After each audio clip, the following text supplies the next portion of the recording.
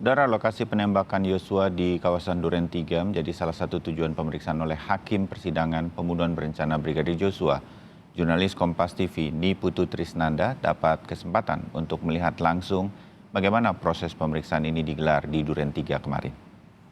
Hari ini Majelis Hakim, Jaksa Penuntut Umum dan juga penasihat hukum akan meninjau secara langsung atau melakukan pemeriksaan setempat di dua lokasi terkait dengan perkara pembunuhan berencana Brigadir Joshua Huta Barat.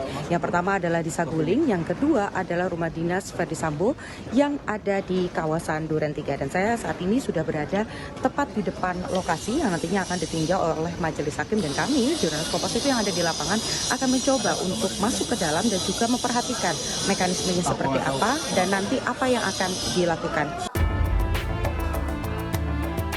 Begitu berada di lokasi, Majelis Hakim bersama Jaksa Penuntut Umum fokus pada denah rumah dan posisi masing-masing terdakwa saat peristiwa penembakan terjadi, di mana posisi Yosua tergeletak tak bernyawa dan di mana Eliezer serta Ferdy Sambo berada. Kami juga melihat bagaimana Ketua Hakim Wahyu Iman Santoso turut mengecek lantai 2 rumah dinas Ferdy Sambo untuk melihat lubang-lubang peluru di dinding rumah. Saudara, Kompas TV berhasil masuk ke dalam untuk kemudian menyaksikan bagaimana jalannya proses pemeriksaan setempat yang dilakukan oleh Majelis Hakim, Jaksa Penuntut Umum dan juga penasihat hukum.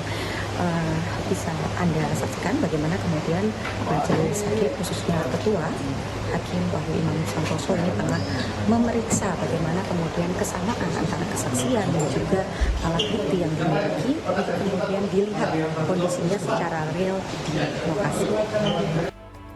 Ya, ada area khusus antara kubu Sambo dan Eliezer yang ingin dilihat hakim, seperti lokasi penembakan maupun lemari senjata dan CCTV.